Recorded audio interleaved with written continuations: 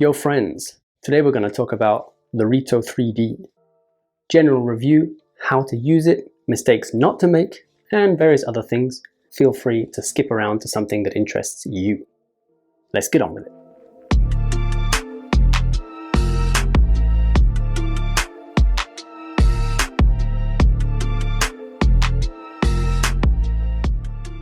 First off, cool box.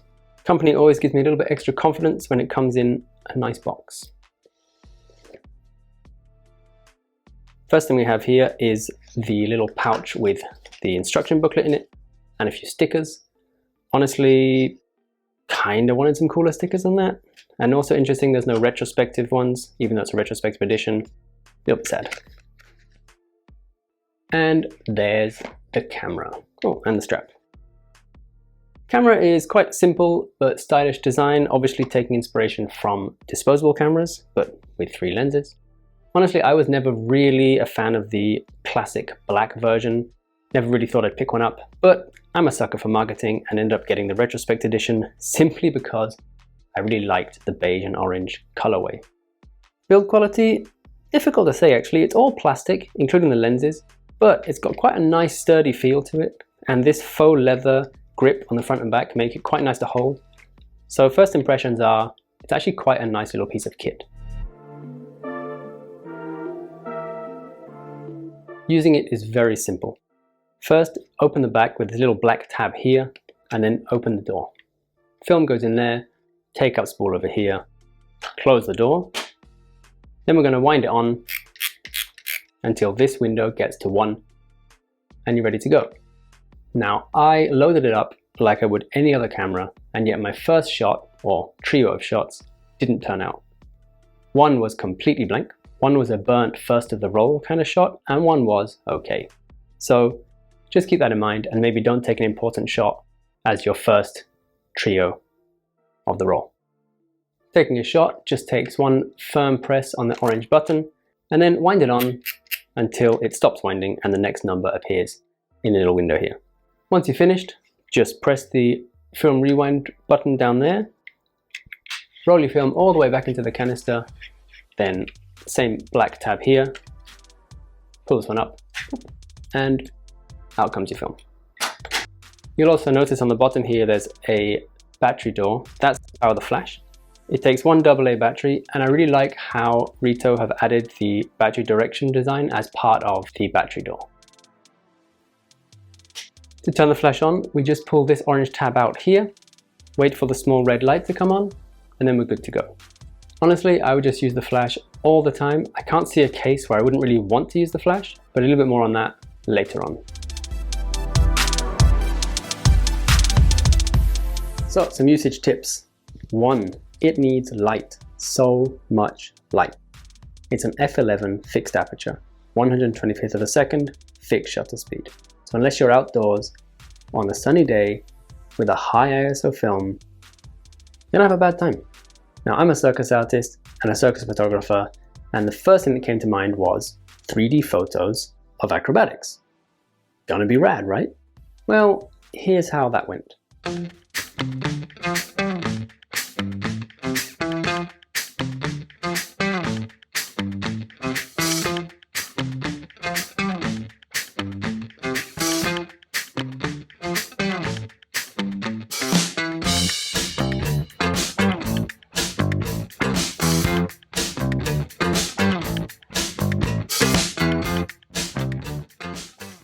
I was indoors, it's true, but it was quite a well-lit indoor space. I had an ISO 400 film and the flash was on for all the shots.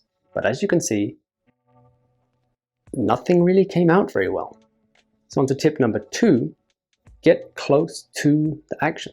The other thing you'll notice is the complete lack of 3D effect. Because the subject was so far away from the camera, there was no apparent parallax from the point of view of the lenses, which are quite close to each other. So I guess tip 2.5 is use foreground elements. An easy way to add a certain 3D wiggle to your shot if your subject is far away is to make sure there's something also quite close to the camera. For example, like this.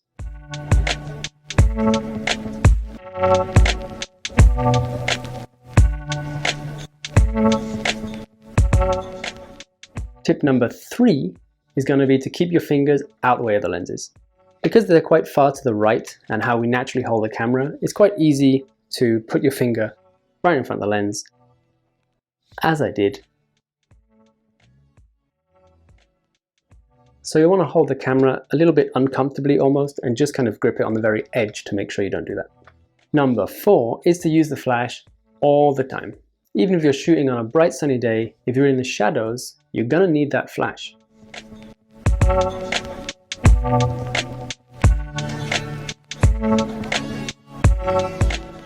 the end of the day, I think that flash is part of the whole disposable and cheap camera look anyway, so got to get those vibes.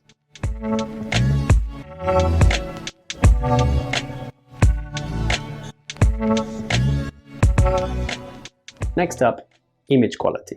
Now, it's a half frame camera, shooting 3 frames at a time, so it's already quite a small negative size. Then it's fully plastic lenses, and I think those 2 things tell you pretty much all you need to know about the expected sharpness and resolution of your photos. The other thing that should be mentioned is the flash. It's all the way over here, so it actually gets dimmer across the 3 frames. It's something that you will notice, that each frame has a slightly different exposure. You could correct for it, or you could just leave it. It depends what you're looking for in your wigglegrams. Next topic is the app. Reto have made their own app, which makes it easy for you to create wigglegrams from your scans. Simply load the images into the app. You're going to line up each image using the crosshairs. And then when you're done, you can even add a little camera movement to make it extra smooth. And you can even add some fake dusts and scratches for the vibes. But if you want to remove the logo, it's $5. After I just paid $100 for a camera, I feel like charging me $5 to then use their app without a logo on it is a little bit excessive. I think they could have had some kind of special code for those who bought the camera to get the app for free. But it is what it is. That leads me on to Reto as a company. Now, I think it's awesome that someone is bringing brand new analog cameras to the market in 2022 and for a reasonable price, like their ultra wide and slim for only $30. I do, however, find it a bit weird that they've managed to strike a deal with Kodak to slap the Kodak logo on their products. See, recently Kodak released a new half-frame camera, and it looks nice, really cool design. But after a couple seconds digging, you find out that it's actually made by Reto. Now, would it have sold as well if it didn't have the Kodak logo on it? I don't know. Why did Kodak agree to let a barely 5-year-old company use their name? I don't know. It's cool, just a bit weird. And Reto is also releasing their own remjet removed cinema film as like a CineStill competitor. That's very cool too. They've got an 800T, a 400D and a 100D, and they're even putting it in disposable cameras, which I think is pretty rad. Some people are going to think that putting an expensive film stock in a cheap, crappy camera is a terrible idea, but I have definitely done it before. Anyway, I digress quite strongly. What was I talking about? The Reto3D. Yes. Is it a cool camera? Yes, it is. Am I going to use it more? Yes, I plan to get better at using it and to actually get some cool acrobatic results from it. Is it worth $100? I'm going to leave that up to you. It depends entirely on your budget and your motivation, and everyone's going to have a different answer to that. Let me know what you think down below. I hope this video may have helped those who wanted to get this camera, or didn't want to get this camera, or have it and want to know how to use it. Please do let me know your thoughts in the comments, share the video, click some of the friendly buttons, and I will see you in the next video. Peace!